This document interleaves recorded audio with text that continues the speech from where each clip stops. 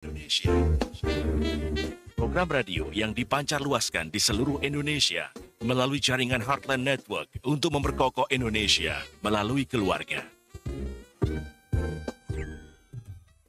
Tapi sebelumnya kami ingin menyapa seluruh pendengar yang merilis siaran di hari ini. Radio Respons 93,0 FM Padang, Radio Harmoni 97,0 FM Makassar, Radio Heartline 91,7 FM Lampung, Radio Heartline 100,6 FM Jakarta, Radio Heartline 92,2 FM Bali, Radio Heartline 94,4 FM Samarinda, Radio DKJ 103,4 FM Lubuk Linggau, Radio Shalom 90,2 FM Tobelo Halmahera, Radio CSW 89,40 FM Manado, Radio Gala 107,8 FM Banyuwangi, Radio Elisa 103,9 FM Salatiga, Radio Bonapit 90,1 FM Tarutung, Radio SGFM Blitar, Radio Suara Kasih 99,5 FM Tarakan, Radio Pemulihan Kasih 96,5 FM Bajawa Flores, Radio Rasinda Karanganyar Solo, dan Radio Shalom 107,7 FM Kediri, Jawa Timur.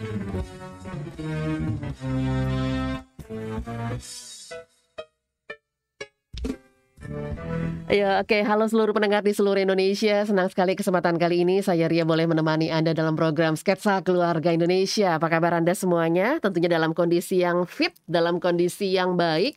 Dan mungkin buat Anda yang saat ini terbaring sakit, cepat sembuh dan tetap minum begitu ya, obat dan juga saran yang disampaikan oleh dokter.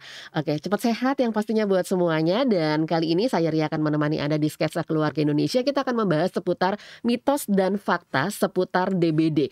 Karena memang layaknya penyakit-penyakit yang lain begitu ya, demam berdarah ini memang diselubungi dengan mitos-mitos yang sering sekali mengaburkan fakta yang ada. Untuk itu melalui YouTube channel di Heartline Network, karena saat ini kita live di YouTube Heartline Network, kita akan membahas topik ini bersama dengan pakarnya yang saat ini sudah hadir di studio bersama dengan saya, Dr. Ferry Juliawan. Dr. Ferry, apa kabar? Kabar baik, Mbak Ria. Iya, lama sehat tak ya. Sehat ya, Mbak Ria ya. Sehat dok, sehat juga ya dok ya. Oke, baik. Nah, jadi silakan untuk Anda yang ingin sekali menyampaikan pertanyaan, tanggapan Anda terkait dengan topik yang kami bawa kali ini, silakan Anda bisa ke YouTube channel di Heartline Network. Oke, dok, ini seputar mitos dan fakta dan juga mitos seputar demam berdarah. Tapi sebelumnya, mungkin sebagai awal nih, kenapa DBD itu begitu banyak di Indonesia? Apa penyebabnya sebetulnya, dok? Terima kasih ya.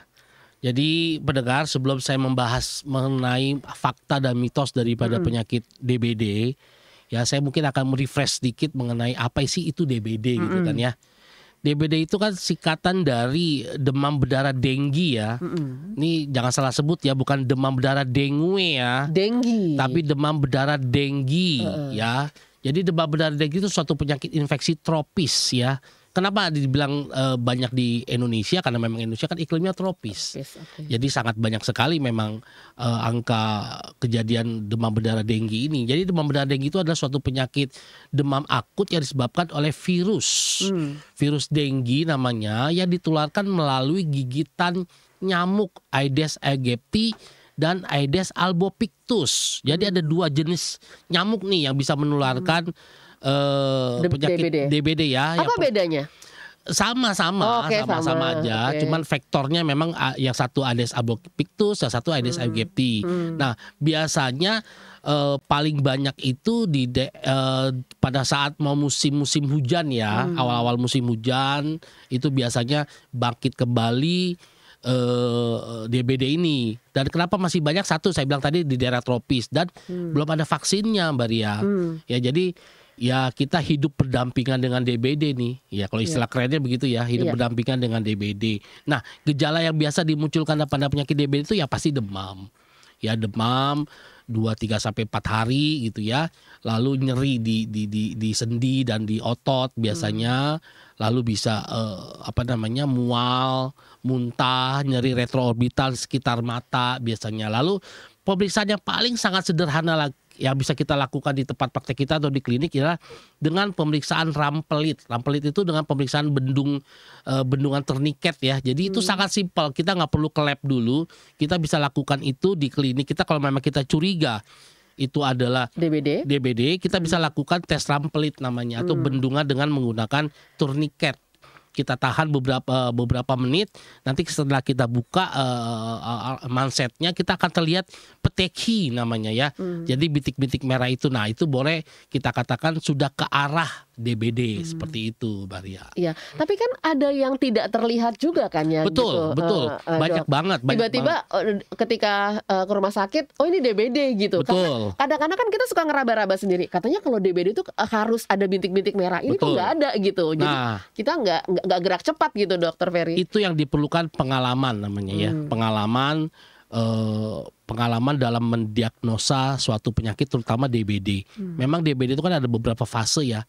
Ada fase pertama, 2, 3 dan 4. Memang kalau fase pertama tuh memang belum ada gejala seperti yang ada bercak merah, perdarahan segala macam. Memang untuk memastikan diagnosisnya, memang kita harus melakukan pemeriksaan lab. Pemeriksaan laboratorium itu akan terlihat hasilnya adalah biasanya trombositopeni, yaitu kadar trombosit yang rendah, biasanya di bawah 100.000. Ya, lalu juga bisa kadar namanya leukopeni, yaitu kadar leukositnya itu rendah. Lalu ada tiga indikator sih dalam pemeriksaan lab. Kita lihat dari kadar trombositnya, kadar leukositnya, dan kadar LED-nya. Maka akan terjadi hemokonsentrasi. Itu kita baru memastikan bahwa pasien tersebut terkena DBD. Oke. Nah kalau trombosit, leukosit yang tadi dokter sampaikan itu normalnya berapa, Dok? Trombosit itu harus di atas 100.000. Oh, oke. Ya, leukosit juga itu harus tidak boleh terlalu rendah juga. Yang normalnya itu harus di atas sekitar 5.000-an ke atas ya. Kalau udah di bawah 5.000 kita cenderung itu leukopeni. Nah, kita ada arah ke DBD. Untuk pastinya lagi ada beberapa pemeriksaan, ada pemeriksaan RS1, ada pemeriksaan IgG, IgM, tapi dengan 3 pemeriksaan tadi biasanya kita sudah bisa mengarah ke sana sih. Oke, ke arah DBD ya. Iya. Nah, ke fase yang tadi Dokter Ferry sampaikan ada 3 fase. Nah, fase pertama itu apa, Dok? Fase pertama itu biasanya dengan demam aja. Demam 2-3 hari tanpa ada gejala perdarahan sama sekali. Tapi kalau memang dokternya itu jeli, biasanya dokter itu akan melakukan pemeriksaan rampelit tadi. Nah, lalu kalau fase kedua biasanya sudah sertai dengan perdarahan tuh. Sudah ada mimisan atau epistaksis ya, sudah ada perdarahan, batuk segala macam. Nah, fase ketiga sudah masuk fase yang masuk ke fase yang perdarahannya sudah banyak banget gitu ya. Nah, ke fase keempat sudah masuk ke DSS namanya, Dengue Shock Syndrome. Itu sudah harus melakukan pemeriksaan yang dilakukan terapi yang lebih luar biasa lagi dengan info segala macam. Tapi kan pendarahan itu kita nggak lihat kan ya sebagai orang awam gitu. Enggak. Yang bisa taunya bagaimana, Dok? Kalau yang fase 2 kita bisa lihat dengan dia epistaksis ya, atau mimisan. Ya, misalnya sikat gigi berdarah seperti itu. Itu bisa terlihat sekali, tapi yang kita bingung tuh yang fase pertama. Nah, fase pertama itu biasanya diperlukan ketelitian dari dokternya. Kita lakukan pemeriksaan rampelit, pemeriksaan yang sederhana tapi jarang dilakukan biasanya. Nah, itu dari situ kelihatan bercak-bercak titik-titik merah, kita katakan itu positif peteki, atau apabila dalam satu lapang pandang itu terdapat sekitar 20-30 peteki. Kita anggap itu wah ini ke arah sana nih. Positif cenderung ke arah DBD seperti itu. Tapi kan tidak harus selalu mimisan juga kan ya, Dok? Tidak harus. Memang ada berbagai macam perkembangan dari DBD. Ada yang datang tiba-tiba tidak ada perdarahan, tiba-tiba sudah masuk fase keempat. Dengue Shock Syndrome itu juga ya, makanya diperlukan pengalaman dan jam terbang dalam menangani pasien DBD sih. Iya. Gitu. Oke, tadi dokter mengatakan bahwa belum ada vaksin, berarti tidak ada pengobatan khusus gitu kan ya? Belum. Untuk DBD ini itu nggak ada. Nah, yang muncul akhirnya adalah mitos-mitos gitu yang ada di sekitar kita gitu, Betul Dok. banget. Nah, salah satunya nih, Dok, saya akan sedikit gitu ya. Kalau dulu itu kan orang ketika DBD itu udah pasti kita disediain yang namanya jus jambu merah gitu. Itu udah pasti gitu. Nah, apakah harus jus jambu merah dan ada apa? Ini mitos atau fakta dulu, Dok? Boleh dikatakan itu setengah mitos setengah fakta ya. Karena gini, jus jambu merah itu tidak salah. Boleh diminum pada penderita DBD, tapi tidak menyembuhkan DBD-nya. Karena bagus ya. Betul. Satu, memang jus jambu merah kan mengandung banyak antioksidan, vitamin C dan sebagainya. Itu bisa meningkatkan imunitas. Dan secara banyak memang penelitian mengatakan bahwa jus jambu merah itu bisa meningkatkan kadar trombosit, ya kan? Tapi sebenarnya secara teoritis pun kalau DBD sendiri masuki hari ke-7 demam, itu trombosit lama-kelamaan akan naik sendiri. Gitu loh. Jadi ya ditambah dengan mungkin saya katakan jus jambu merah itu membantu proses penyembuhan DBD. Tapi bukan menyembuhkan ya, membantu proses penyembuhan DBD dengan cara meningkatkan imunitas dan membantu meningkatkan kadar trombosit itu sendiri, seperti itu. Oke, berarti bisa dibilang bukan atau tidak harus jambu merah. Tidak harus jambu merah, gitu kan? tidak harus jambu merah, bisa juga dengan bayam, ya kan, bisa juga dengan angkak, ya mungkin bisa dengan angkak ya, bisa dengan buah bit, macam-macam sih. Sebenarnya kan cairannya ya yang kita ambil dan juga vitamin di dalamnya gitu. Betul, kan karena ya. Buah-buahan itu kan lebih dominan ke antioksidan dan vitamin C-nya. Jadi secara tidak langsung membantu proses penyembuhan, tapi tidak menyembuhkan. Itu kata-katanya harus ditekankan. Tidak menyembuhkan. Karena kalau herbal itu hanya bersifat membantu proses penyembuhan, bukan menyembuhkan. Gitu. Pertanyaan saya selanjutnya adalah siapa nih yang awalnya yang awalnya tuh sampai akhirnya ini DBD langsung ke situ gitu, Dok. Mungkin para ilmuwan kali ya, para peneliti mengatakan bahwa mungkin iseng-iseng lagi makan buah jambu, diteliti ternyata kadar ininya ya memang hampir setiap saya juga setuju sih ya. Karena sebagian besar sekarang dokter-dokter yang sudah sebagian beralih ke herbal. Ya karena memang efek sampingnya juga minimal ya, dan memang secara empiris maksudnya tuh secara pengalaman banyak yang menggunakan herbal untuk membantu proses penyembuhan gitu loh. Jadi ya nggak apa-apa lah selama itu memang mendukung proses penyembuhan ya sok nggak apa-apa, digunakan aja nggak apa-apa gitu loh. Oke, termasuk juga kan kalau kita perhatikan bukan hanya jus jambu merah tapi juga kayak minuman-minuman itu loh, Dok. Ya. Minuman apa sih? Banyak. Ya. Yang dijual-jual di mart-mart itulah ya. Boleh, gitu. boleh. Minuman itu kita lebih ke ya faktor dehidrasinya lah ya, faktor dehidrasi. Pokoknya intinya adalah untuk meningkatkan imunitas tubuh sih. Kuncinya itu. Karena dengan meningkatnya imunitas tubuh, otomatis proses penyembuhan akan semakin cepat. Oke, seperti itu ya. Oke, dan tentunya untuk Anda yang ingin sekali bergabung bersama dengan kami, silahkan nanti Anda boleh bergabung ya di chatnya di YouTube Heartland Network. Tapi sebelumnya kita akan break sebentar ya, Dr. Ferry. Nanti kita akan lanjutkan lagi, saya Ria dan juga tentunya Dr. Ferry. Ya, terima kasih Anda masih bersama dengan kami untuk edisi hari ini, masih di program Sketsa Keluarga Indonesia, mitos dan fakta seputar DBD. Saya masih bersama dengan Dr. Ferry Juliawan yang punya banyak sekali informasi seputar kesehatan gitu ya. Di antara tadi sudah disampaikan seputar jus jambu yang sebenarnya jus jambu merah itu bagus ya, Dok ya.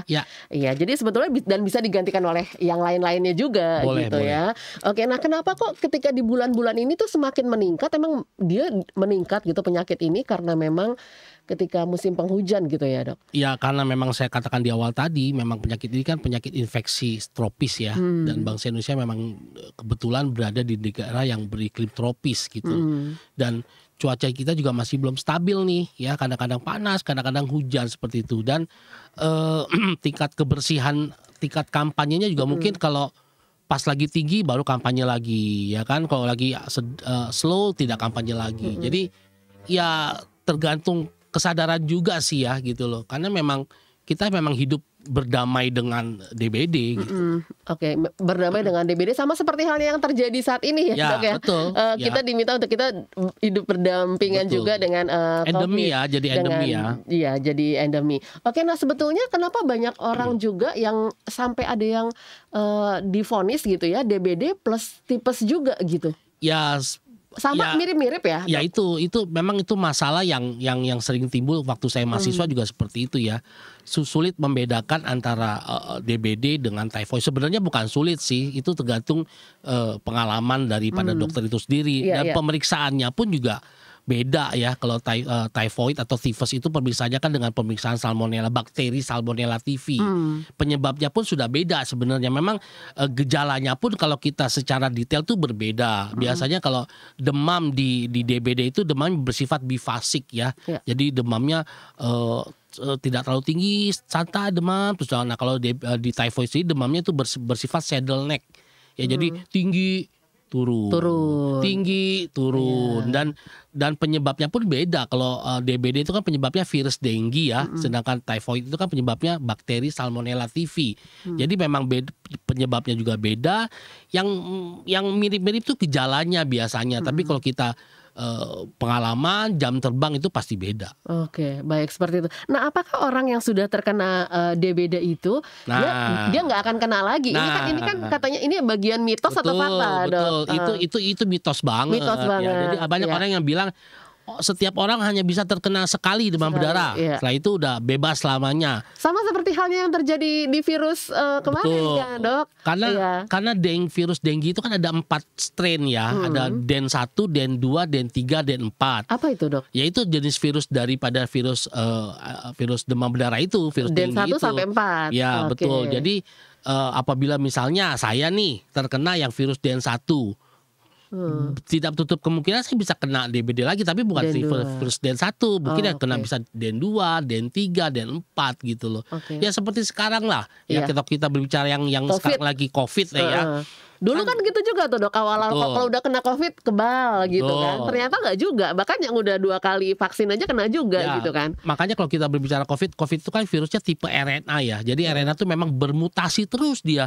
Sekarang kan ada Omikron, ada Flurona, ada apa sih Demikron ya, gabungan Delta dengan A, banyak sekali. Memang sifat daripada virus yang bertipe mRNA itu memang dia bermutasi terus dan pada akhirnya dia akan ngehang sendiri, ya udah akan hilang sendiri gitu pada akhirnya. Yang diperlukan adalah di sini bagaimana cara kita meningkatkan imunitas tubuh, melakukan prokes, dan teman-teman yang belum vaksin harus cepat vaksin.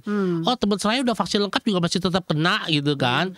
Ya itu karena memang vaksin itu tidak membuat kita kebal terhadap suatu penyakit. Kalau kita terkena pun gejalanya akan lebih ringan seperti itu. Oke, nah kalau kita kena serangan yang kedua gitu, atau tadi DEN 3 tadi yang seperti Dokter Ferry sampaikan, itu apakah infeksinya akan lebih parah, lebih berat, atau mungkin lebih ringan, Dok? Biasanya akan lebih berat.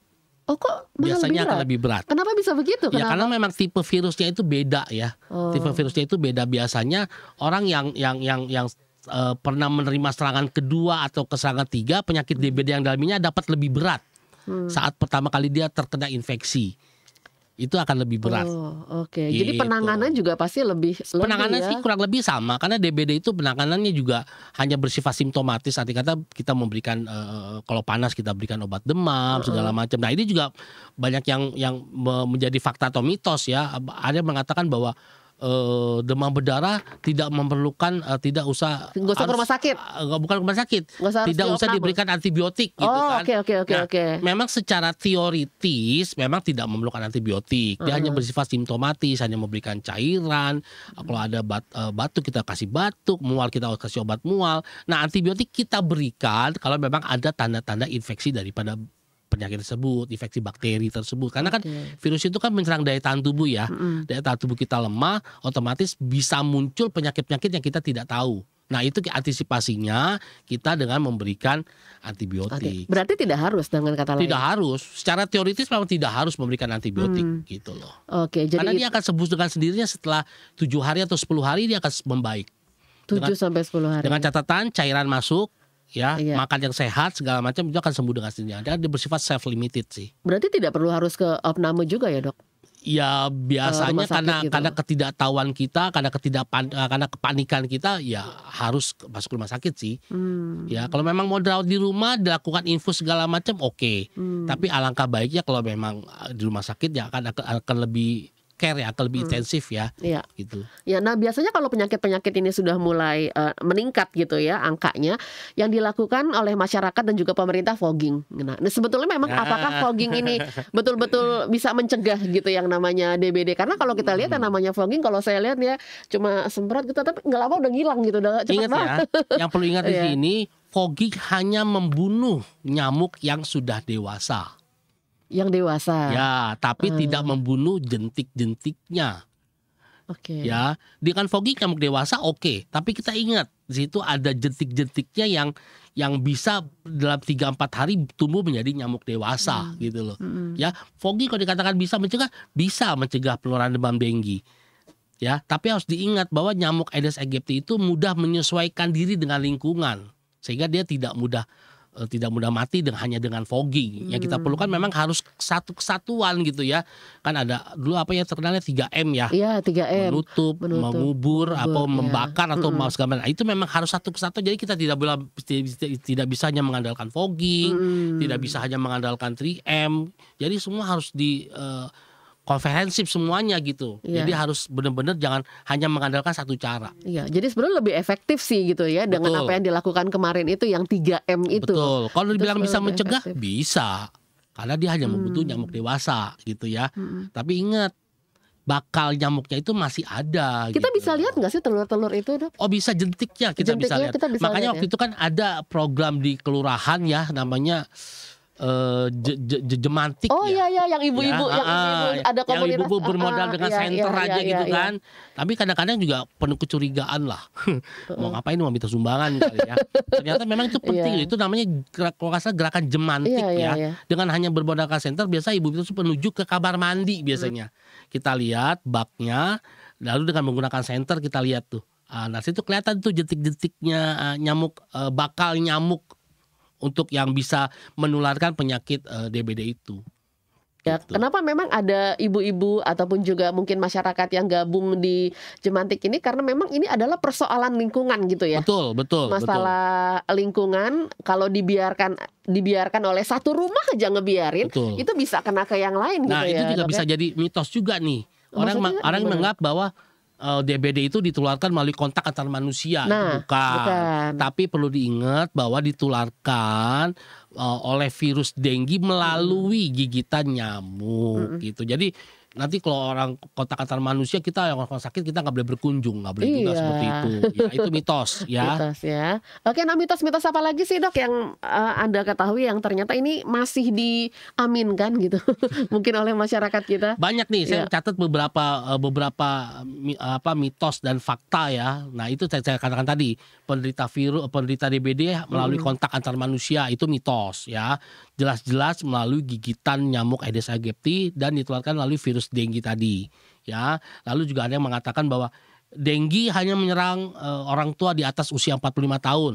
Enggak, buktinya anak-anak juga bisa kena ya. Nyamuknya pinter banget ya, bisa ngebedain yang ini yang tua kita nggak gigit deh gitu kan. Semua bisa kena, tapi biasanya kalau menyerang usia di atas 45 tahun resikonya akan lebih besar seperti itu ya. Lalu masalah fogging tadi, fogging juga banyak yang mengatakan dengan fogging selesai semua beres. No, harus semua paket pencegahan harus dilakukan. Fogging hanya membunuh nyamuk dewasa ya. Lalu juga masalah jus jambu tadi ya. Jus jambu bukannya tidak bisa menyembuhkan, memang tidak menyembuhkan, tapi membantu proses penyembuhan karena dia mempunyai zat antioksidan, berbagai nutrisi yang dapat meningkatkan kadar trombosit. Karena kalau kita berbicara DBD, ya pasti kita berbicara kadar trombosit. Trombosit sudah di atas 100, pasien bisa dipersilakan boleh pulang gitu ya. Gitu. Jadi mitosnya seputar itu aja sih sebenarnya gitu. Oke, baik, dari Pak Sitorus by WA ini menyampaikan ke 0855 885 1006. Anak saya belum lama ini DBD dan sudah pulang karena memang sudah sehat. Tetapi sampai rumah mengeluh kepalanya sakit gitu. Apakah ini memang gejala normal setelah DBD? Biasanya kalau rumah sakit mengizinkan pasien yang terkena diabetes kena DBD itu untuk pulang, biasanya ada beberapa indikasi. Salah satunya memang gejala sudah berkurang atau sudah hilang dan kadar trombositnya sudah di atas 100.000. Itu kriteria kita memulangkan pasien yang terkena DBD untuk pulang ke rumah. Ada beberapa indikator, salah satu indikatornya adalah kadar trombosit di atas 100.000. Itu boleh pulang. Nah, setelah sampai rumah mengeluh sakit kepala gitu kan. Nah, menurut saya sih lakukan pemeriksaan lagi ya, karena memang kalau memang ada sakit kepala, kita lihat dulu penyebabnya itu apa.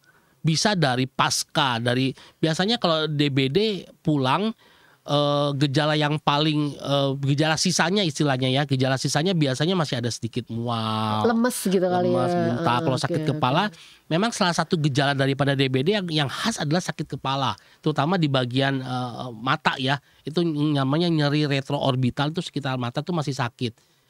Lalu dilihat aja, diobservasi aja.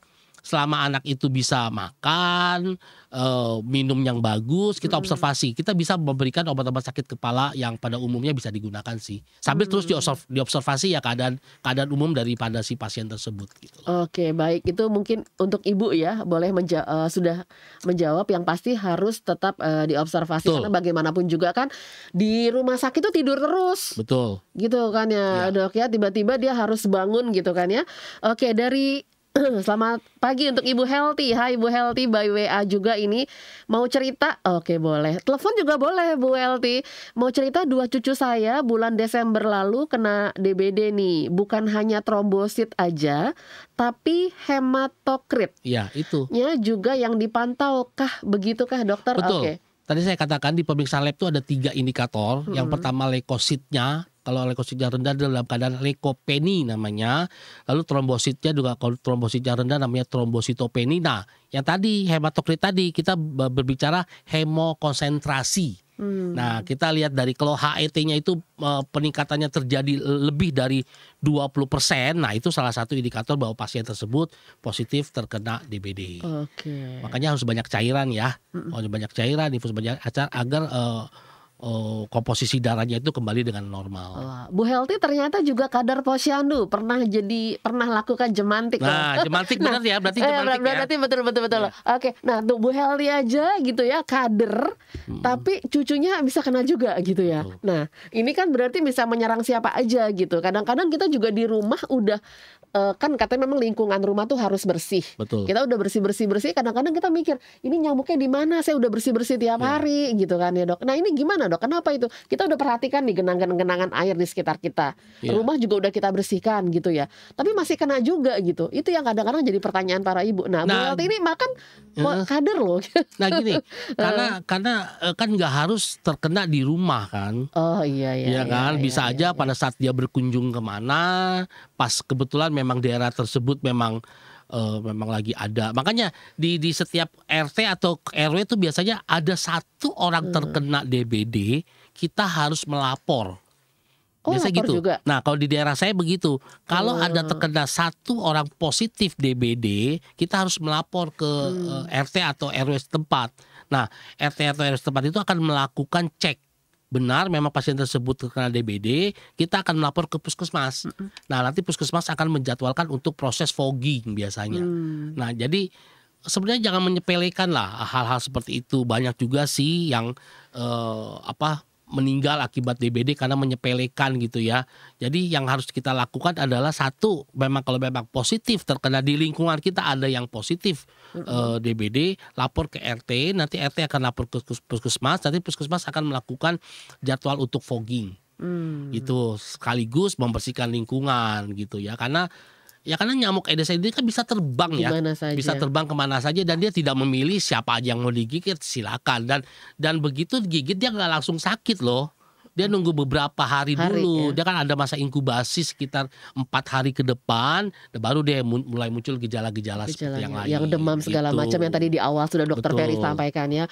Oh oke, sepertinya cucu saya terkena di resto.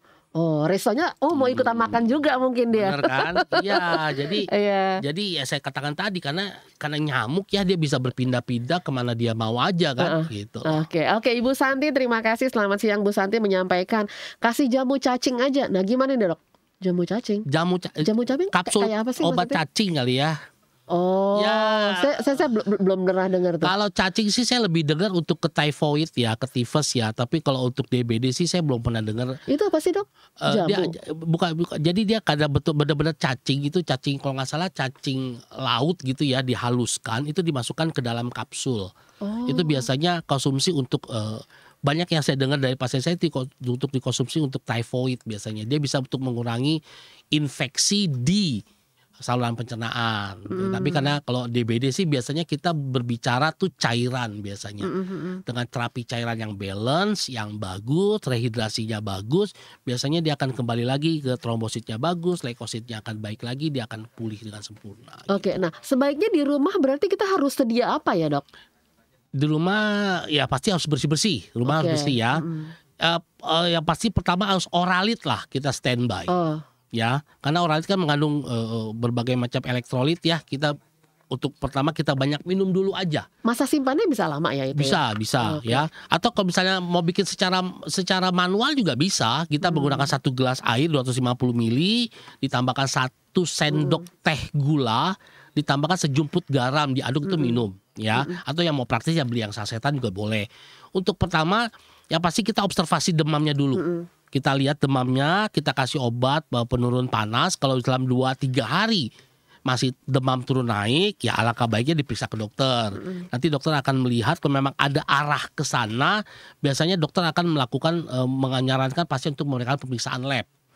Nah, dari pemeriksaan lab itu baru akan tahu. Nah, makanya biasanya DBD banyak tidak terdeteksi itu karena ya udahlah kita kasih obat panas demam 3-4 hari setelah inkubasinya selesai, gejala yang segala macamnya itu muncul, baru deh kelabakan gitu kan. Jadi alangkah baiknya kita kasih waktu sehari atau 2 hari. Kalau panasnya masih turun naik, alangkah baiknya periksa ke dokter. Nanti dokter berdasarkan pengalamannya akan melihat ini cenderung ke arah mana ya, gitu loh. Lalu kalau bisa lakukan pemeriksaan lab, dari situ baru dipastikan bahwa diagnosa daripada penyakit tersebut gitu. Iya, oke. Oma Vera di Menceng, iya apa kabar? Terima kasih Oma Vera di Menceng. Oke, antibodinya orang Indonesia kuat-kuat. Ya. Oke, kuat-kuat ya, semangat ya. Emang orang Indonesia tuh TOPBGT ya. Kuat banget emang. Dimana yang negara-negara lain udah gelombang 3-4, Indonesia ya jangan sampai ya. Ya jangan sampai lah ya.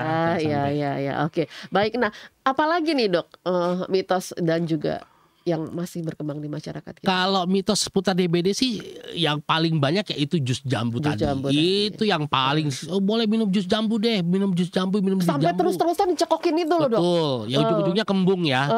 Ya pokoknya saya tekankan herbal itu boleh digunakan, tapi jangan berharap sepenuhnya sama herbal. Karena herbal hanya bersifat membantu proses penyembuhan. Itu yang harus digarisbawahi itu. Biasanya orang nggak percaya obat dokter, hanya mengadakan herbal aja, itu juga tidak baik. Tetap harus ada 2 arah main ya.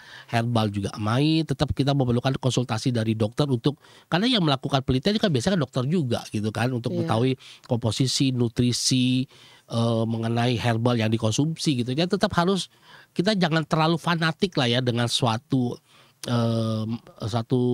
herbal gitu. Misalnya dengan herbal terus tanpa obat dokter. Ya nggak boleh juga seperti itu gitu. Karena herbal selalu saya tekankan hanya membantu. Membantu atau mempercepat proses penyembuhan itu setuju. Tapi kalau untuk menyembuhkan itu belum ya. Hanya membantu proses penyembuhan. Oke, Ibu Sianti ini juga berbagi pengalaman bersama dengan kita by WA, pernah juga DBD, kemudian juga rambutnya rontok parah. Nah sampai sekarang itu belum sembuh kerontokannya gitu. Kenapa dokter? Ya itu kan karena memang panas ya. Ya karena panas tinggi merusak aliran darah ke folikel rambut jadi mudah rontok. Ya jadi rambutnya rontok itu boleh dikasih, kalau herbal nih kita boleh kasih lidah buaya. Ya atau kalau kimia dengan menggunakan minoxidil 5% itu juga bisa. Oke, baik, dari Pak Filemon ini juga menyampaikan intinya sih jaga kebersihan lingkungan sekitar kita. Setuju. Gitu ya, jangan banyak sampah juga, metabolisme daya tahan tubuh kita tetap sehat dan juga kuat ya. Ibu Yanti, ya apakah DB ini harus diopname? Mungkin baru gabung nih Bu Yanti ya. Iya, yang pasti memang gimana Dok, boleh dijelaskan lagi? Ya tergantung ya, maksudnya kalau memang diharapkan, kalau memang pasien tersebut masih bisa makan, minum di rumah, boleh dikatakan masih masuk gejala tipe 1, bolehlah di rumah. Tapi tetap harus dilakukan observasi ketat, karena bisa gawat kapan aja gitu loh. Jadi kalau memang bisa diobservasi secara ketat dan pasien masih bisa makan, masih bisa minum, nggak apa-apa di rumah. Tapi kalau memang pasien sudah mengeluh nggak bisa makan, bahkan sedikit muntah, sakit kepala yang hebat, alangkah lebih baiknya memang dilakukan opnam di rumah sakit gitu. Iya, jadi memang ternyata di Indonesia ini kita nggak boleh sepelekan gitu. Kadang-kadang kan ketika kemarin itu virus corona menyebar gitu ya, meluas, kita akhirnya kadang-kadang lupa dengan penyakit-penyakit yang lain Dok. Betul. Gitu. Ya karena ya itulah heboh baru, ya kan, heboh baru. Sebenarnya ya DBD itu juga ya belum ada obatnya gitu loh. Sama vaksinnya pun belum ada gitu loh. Jadi kunci utamanya ya kebersihan lingkungan, 3M tadi. Kalau sekarang berkembang jadi 5M ya. Mungkin dari 3M jadi 5M, nanti mungkin ada 7M apa sih, nggak tahu lah ya.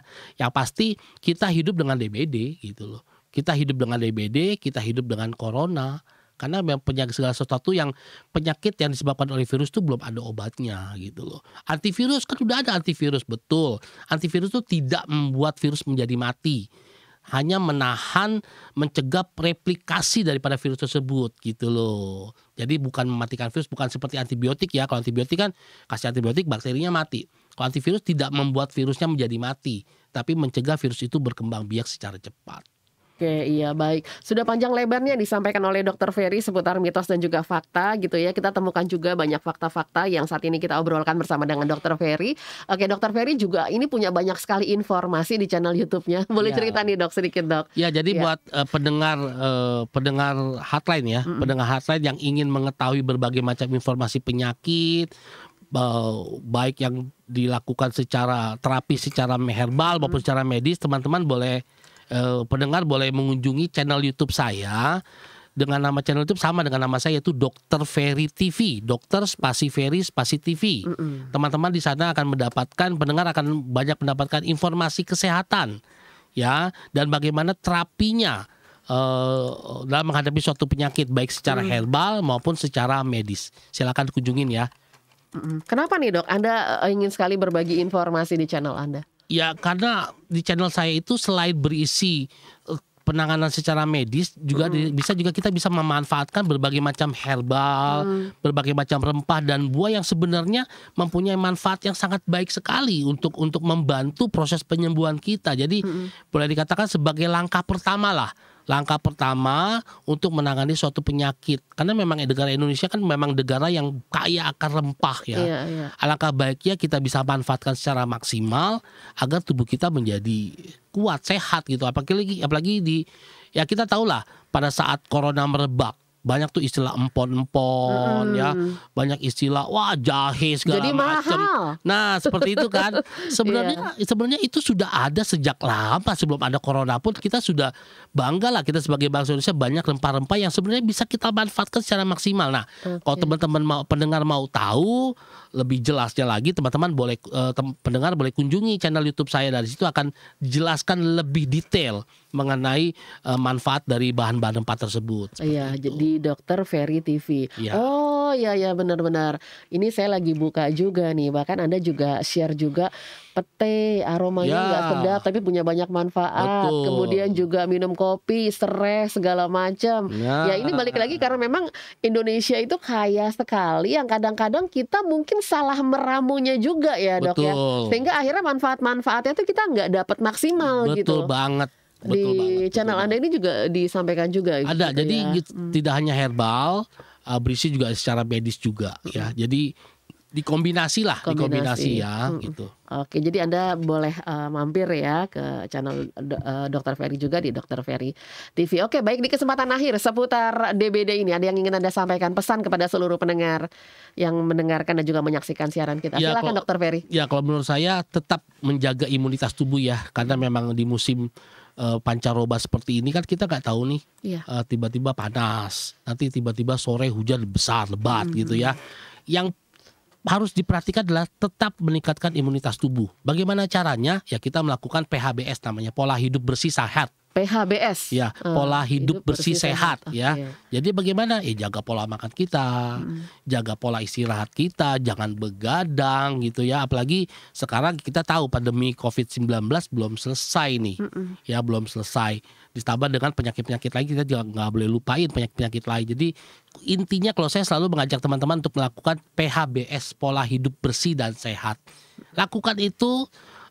Lakukan aktivitas secara baik, jaga pola tidur, jaga pola makan, lalu saya pernah baca suatu artikel ya Mbak Ria. Jadi ditekankan ada 10 tips bagaimana kita bisa berumur panjang.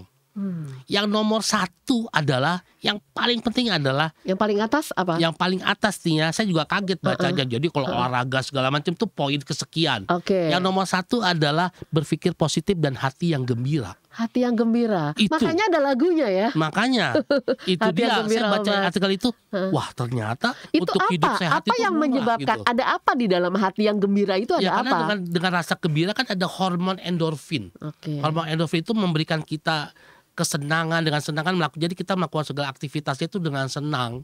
Ya jadi tidak ada beban, tidak ada hormon-hormon yang memberatkan tubuh kita, jadi meningkatkan zat radikal bebas, jadi tubuh kita akan lebih sehat. Nah, si endorfin itu ada di setiap orang ya. Nah, endorfin- kadang-kadang kita betul. endorfinnya nggak muncul gitu. Nah, gimana, endorfin Dok? itu muncul kalau kita berasa senang ya.